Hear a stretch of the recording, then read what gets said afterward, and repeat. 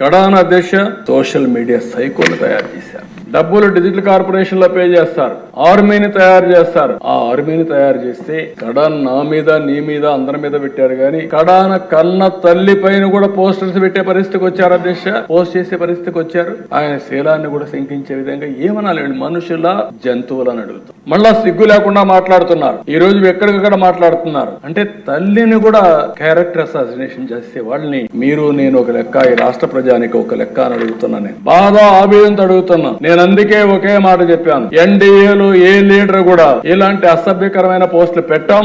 ఒకవేళ పెడితే వాళ్ళని ఏ విధంగా పనిష్ చేస్తున్నామో మన వాళ్ళు కూడా అదే మరి చేస్తాయి. ఈ రాష్ట్రంలో ప్రతి ఒక్క ఆడబిడ్డకు రక్షణ ఇచ్చే బాధ్యత,